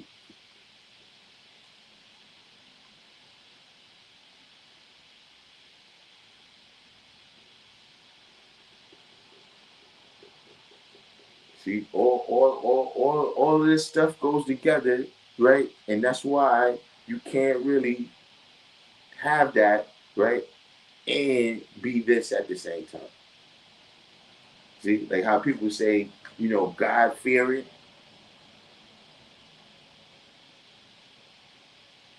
that, if you don't behave according to certain whatever, right, that, you're not going to make it into heaven.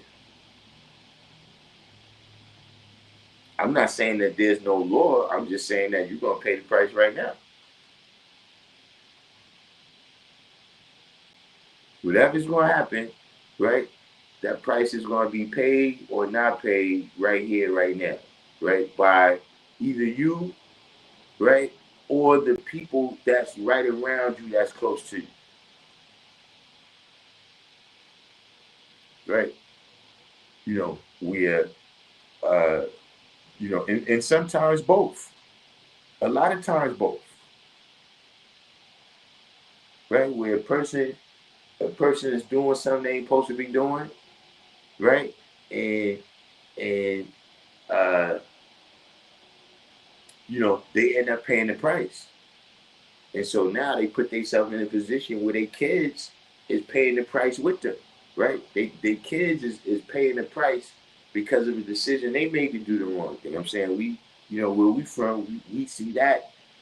We grew up seeing that situation, and we ain't never stopped seeing that situation.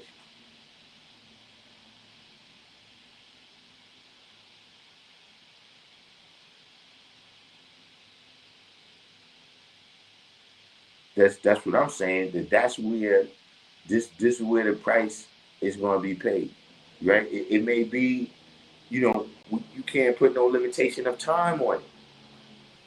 See, a lot of times you hear people saying that, yeah, that happened a long time ago. The statute of limitations is up. Yeah, that's the legal system.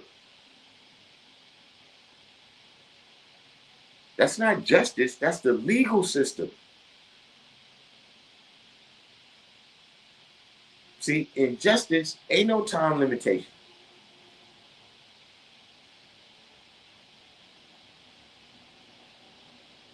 See, look, where we from, we seen that happen too.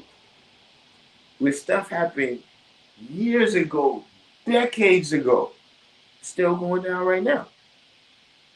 Tomorrow, somebody's going to pay because of that shit that happened decades ago. Somebody who wasn't even there when that happened.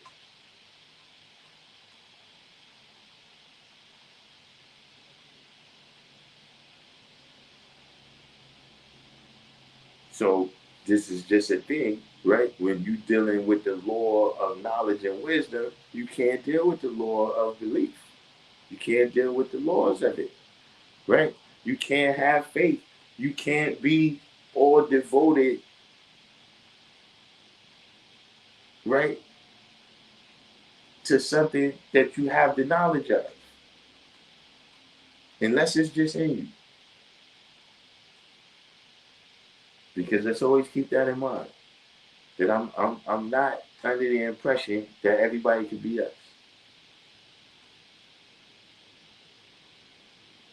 See, like, look, when we do the knowledge to these various stories, like I said, we don't believe in the Bible, right? We don't believe in the Quran. We don't believe in the 120 lessons, right? But when you look at these various stories, right, it's always one, son.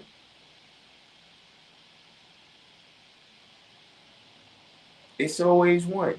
Like, look, in the beginning of the Bible, you got 4 people. One of them is already fucked up. One of them is already then look, when it was 2 people, one of them is already disobedient. You wipe the whole planet out, with a flood, and it still is one person left, right? That fuck it up.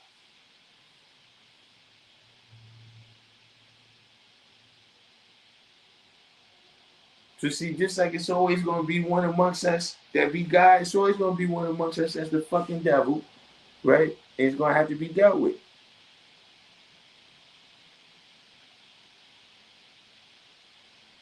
That's how, you know what I'm saying, is you got those, right, that's under the impression that one day it's gonna be 100%.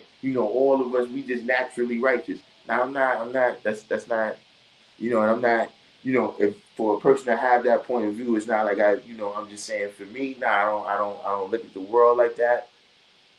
Right? It could be, my own just the places that I've been and the things that I've done. Maybe that's just a reflection of that. I don't know. Right? But I will say this, right? That I'm not under the impression that all of us is ever going to be righteous. You see what I'm saying? Because it says that these people search for trillions of years, and the devil is only 6,000 years old.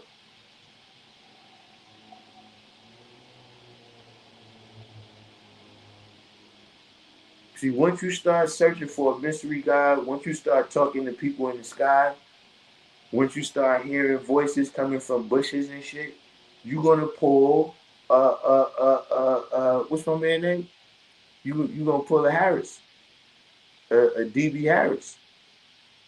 That's what that kind of stuff leads to.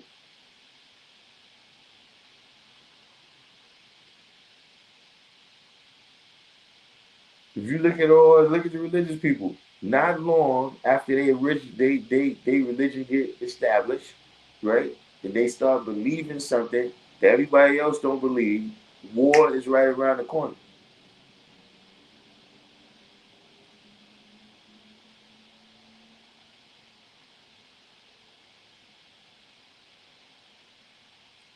Shit, it's crazy how when it happens, no one thinks about the future. Though when the future comes, the past is thought about. Hey, listen. I guess you gotta chuck that up to look. If they do better, they'll do better. You know what I'm saying? Magnetic. You say, can you say something? What is it that you want to? Because it always depends on that. People say, you know, can I do something? It depends on what you want to do.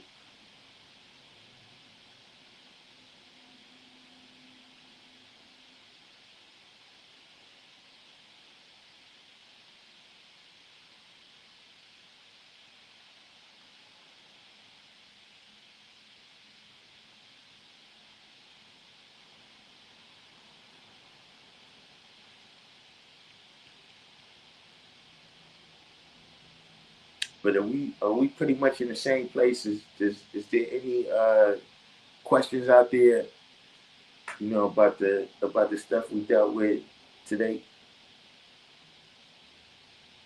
While we uh while we wait for Mag to make a statement here.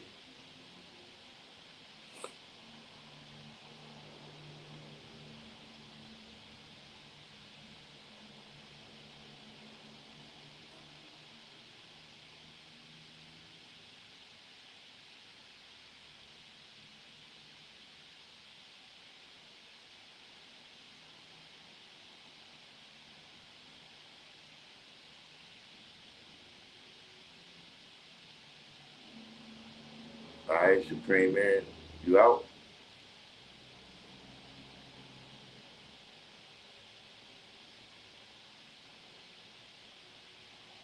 I'm not gonna be on too much longer anyway, because you know the Muslim guys, you know, they complain about my 3 hour videos. Apparently, they don't like me to be on for 3 hours.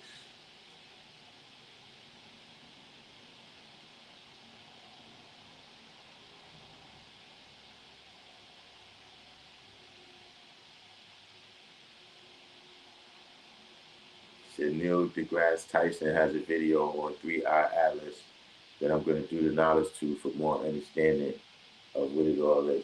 Yeah, I'm gonna tell you something, man. Neil deGrasse Tyson has disappointed me in recent years.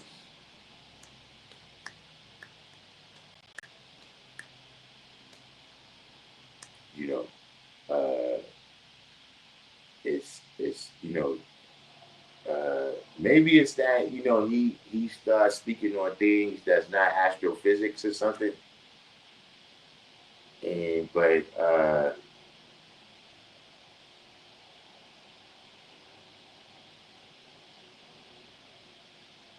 yeah, I can't call it, but Neil is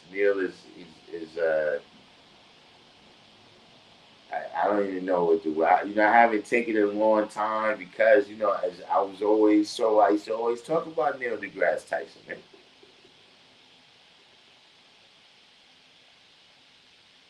You said they're gonna do a 2.5.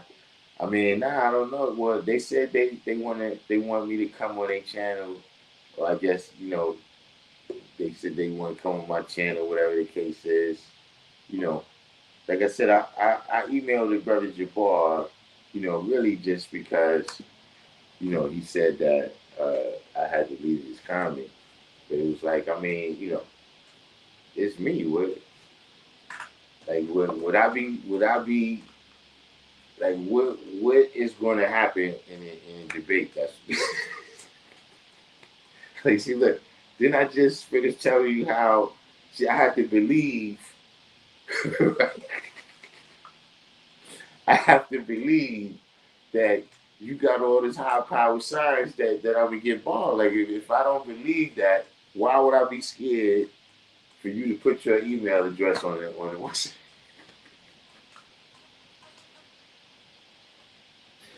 That's what I'm saying. When you really just do the knowledge, man. When you really just pay attention to some things, man.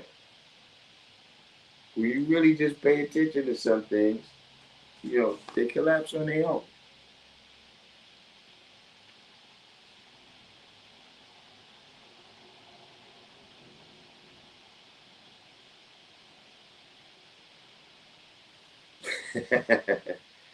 The brave man said, "Got to get up and work out. I don't believe I'm gonna be in shape. I know I got to put in work." See, that's what I'm saying. Actually, when I get off of here, I'm gonna do some lightweight because these first days of the week right here is my lightweight. I'm gonna do some lightweight things, and then I'm gonna have the weight vest on. I'm gonna have the weight vest on for the end of the week. You know what I'm saying? Because I'm with you. I'm with you. We gotta put in some work.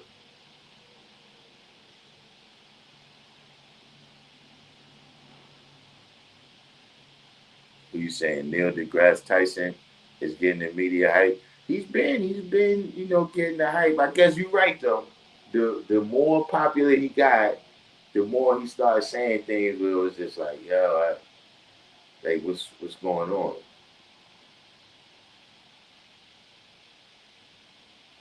So where there's belief, there's uncertainty. When we say can't nobody tell me nothing, that's because of knowledge, knowing pure certainty.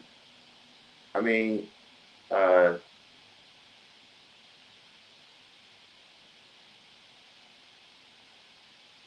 see, that's a funny statement.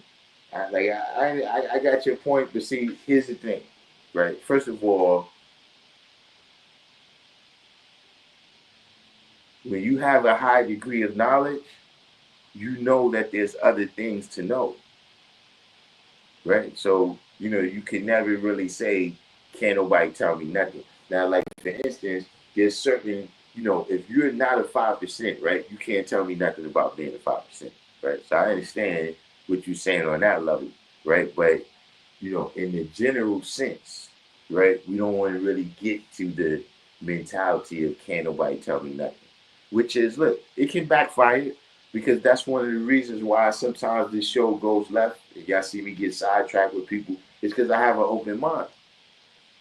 If the person is maybe they're going to present something that I didn't know before. You know what I'm saying? Now, on the flip side of that, right, that's what people say about Jesus. The people that believe in Jesus, right, you can't tell them nothing. Like if you point out, right, that in the last 2,000 years, right, like I said, as we've tested this belief, as we've seen the various times, right, when Jesus was needed, right, and with them you can't tell them nothing. So, but I definitely get your point.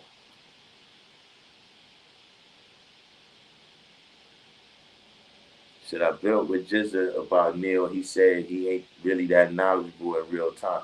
Now look, I'm gonna tell you something. I just would avoid making that statement only because he is a physicist. You know what I'm saying? So I'm fairly sure that he has more knowledge than me.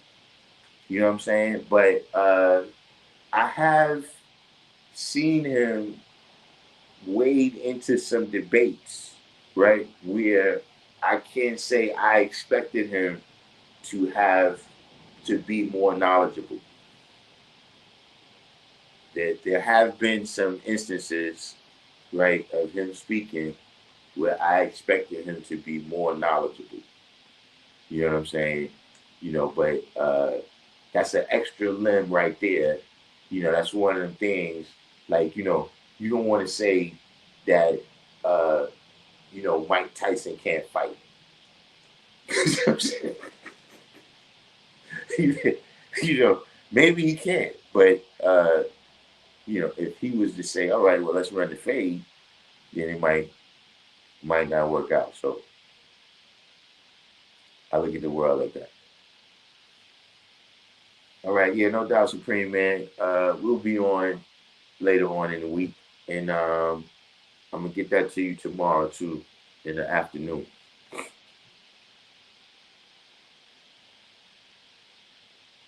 So I was building with the God Eternal Ruler a few months back about Neil and his spookism. Like how is he a astrophysicist, atheist talking spookish? Yeah, I mean there's been things that he said. Look on that level, things that he said like commentary on things in the social realm and all of that. It's like yeah, he holds some views that I'm not sure about. So what I want to say is too simple, yet the thing is mathematics and Islam, Muslims understand that Allah revealed mathematics and they didn't teach it to them. Well, you gotta remember, right, when you say things is too simple, right, is that a lot of times the people that you hear speaking, right, the people that's commenting, the supreme mans, the supreme justices, you know, uh, we speak and it's good dialogue or whatever, but you gotta remember there's people in the background, right, that they not saying nothing. Some people is just observing, you know what I'm saying, and they don't know these things that you're saying is simple. That's one of the things that happens, that I, specifically do my best to guard against. You know what I'm saying? Where, I get to the point where the only people I can speak to is other people that got the same mind knowledge as me. See, because then you're not teaching. You know what I'm saying? And speak on all levels, right? You're supposed to be able to build with this, look, with a college professor, right? And with a 3-year-old. And if you can't explain it on any level, right, from that highest to that lowest, then you don't really understand what you're doing. You don't understand it that good. But at any rate, we gotta remember that that's the point, right? Is that you got a lot of young 5%, and see everybody gotta be prepared, right? You gotta be prepared that look, if something happens, right? Uh, uh, to all of us, then you know somebody's got to be able to put this whole thing back together.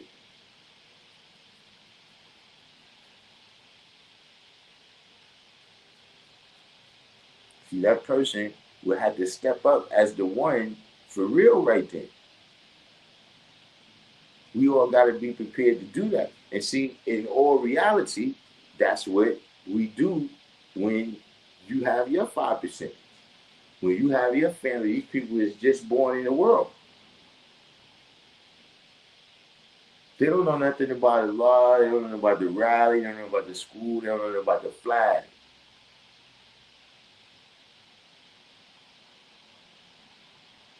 And you got to build that up, right? You got to build your nation up from the ground up. See, that's why a lot of the babies is not one of us. You see what I'm saying? Because the person don't have that power. They don't have the knowledge, right? They don't have the wisdom and the understanding to go and live that out on their own. Yeah, they can come to the rally and build with other people that already got the knowledge. You know what I'm saying? But uh, so that's the real purpose. Cause see, I could come to Jersey, God. and build with you. You see what I'm saying? I can call Supreme Man. But this is for the, this channel in general, right? Is for the cause of, dispelling the myths, about the 5%, and, well, let's say it the other way. Letting people know what the 5% is really about. You know what I'm saying? What's the Lord's teachings, man, and what's our teachings to this day? You know what I'm saying? And, of course, there's a lot of, and I'm going to use my word right here, there's a lot of imposters. You know what I'm saying? There's a lot of places, right, where you can see that flag, right? You can see our flag and not hear our knowledge and wisdom, right? You can see our flag and the things that people is making born, right? It's not the ciphers that we deal with. So, this channel, it served its purpose. That's why I said, look, the video that they did, it was, what they said right there, right, was, I did my job. You know what I'm saying? And then they doing their job. That's why I ain't mad at them. If they saying that the other 1/3 of the Quran was that means Farrakhan is the person that's supposed to take that up. Okay, you did your job.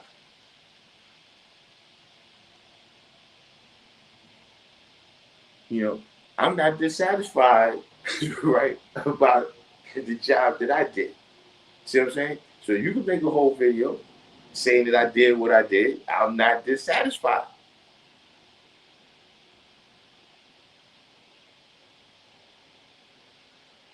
I'm not, yes, I mean, like, see, and that's a key thing, right?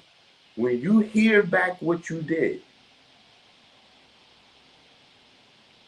when you hear back what you said, see, that's a lot of people that you get to argue with them, and that's what it is. Like, all you did is told them what they just said or what they just did.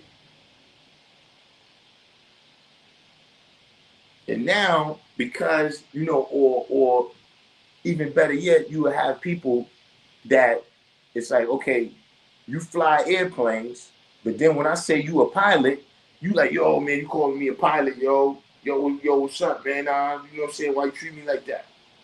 It's like, yeah, well, the definition of pilot is somebody who flies planes.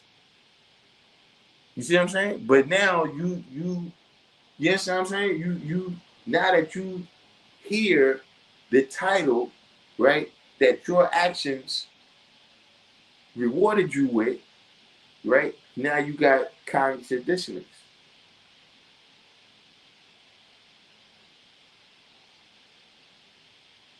So they, what they said, I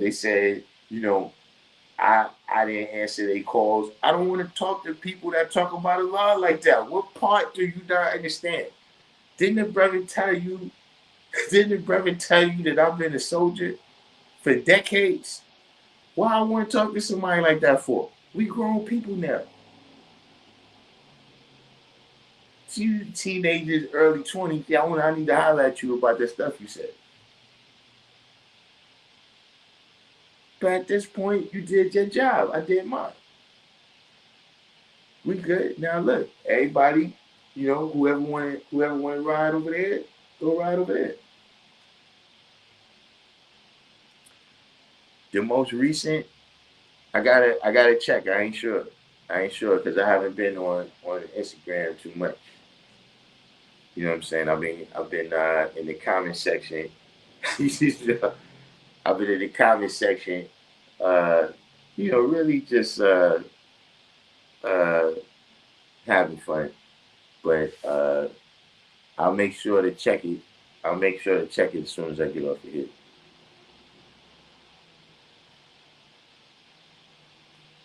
So yeah, we got any last questions today before we wind this one down.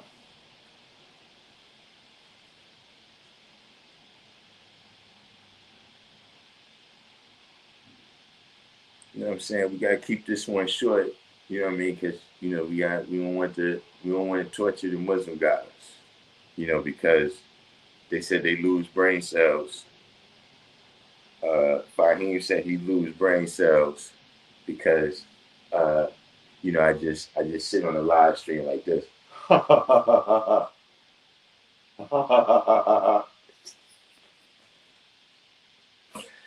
You know, hey, look, like I said, I love it.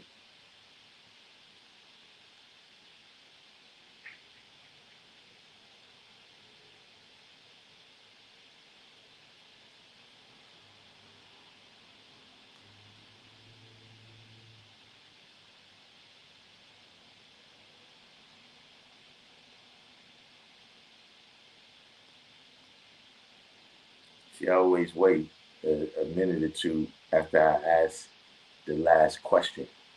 You know what I'm saying? Yeah, they said I'm the deceiver.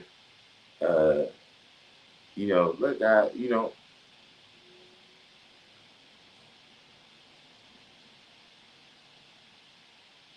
know, what they said, right, is if you notice, right, during a certain point, he said, yo, you know, one thing I got to give Darkim credit. He's smooth with the wisdom, man. He's smooth with the words, man. So, you know, that's something that I'm actually used to for decades. Like ever since I got the knowledge, right? Is you know, this is something that they always used to say about the 5%ers, right? Is that, you know, we can use mathematics to twist anything to make it seem like how we want it to seem. So this kind of talking is regular. That's what I'm saying. Like, yeah, you saying that I'm doing my job.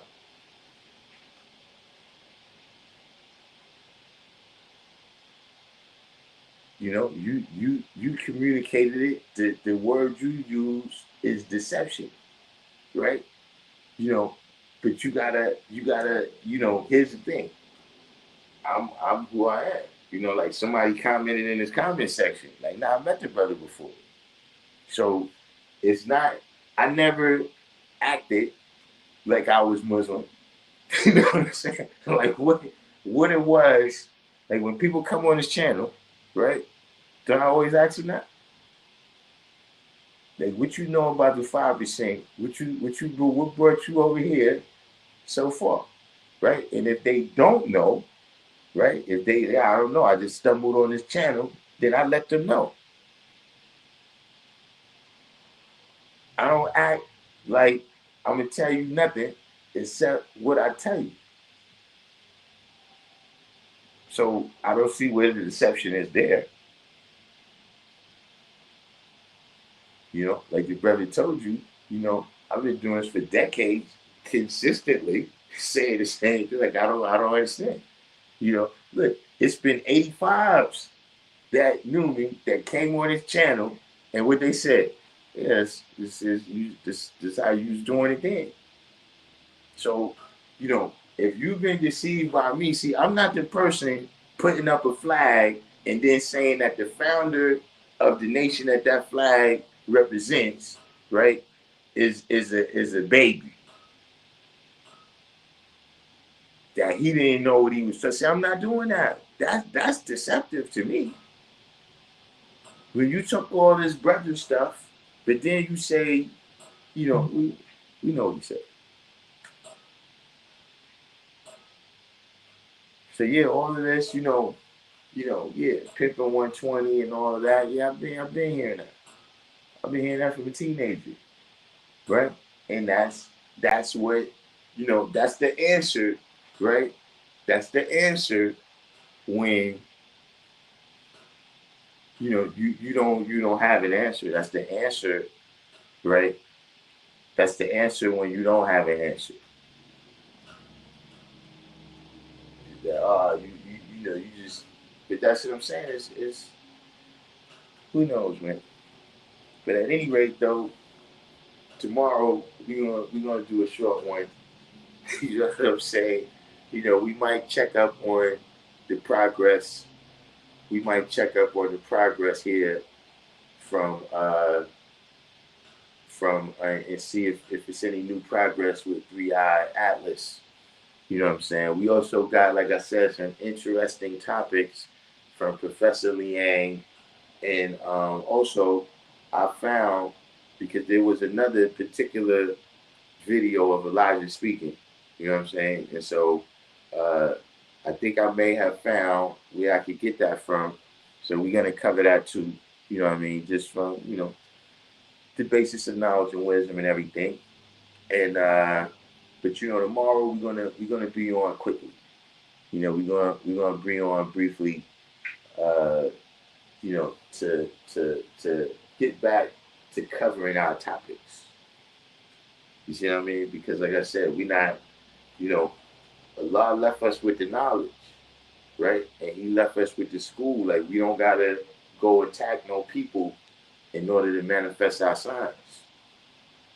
Right? We got ours. You know what I'm saying? We got our knowledge and wisdom. We got our understanding. Right? So, just to get the ball back rolling in the right direction. Of course, today I started off with that topic, but it was, for one, right? I want everybody to know, look, be cool, right? You ain't got to go over there. You ain't got to go over there cursing them out for me, right? You ain't got to go over there, you know what I'm saying? Telling them nothing, right?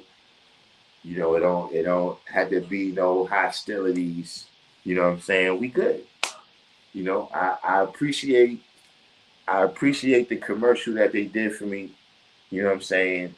And I'm aware of the fact that, if because they saying that we treat women badly.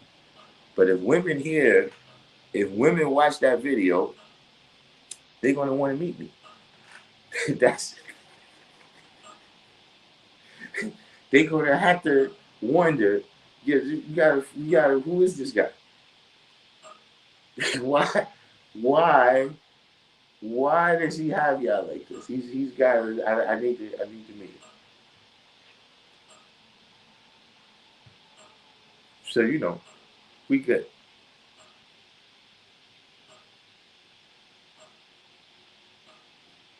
Yeah, I ain't see divine understanding born in a minute.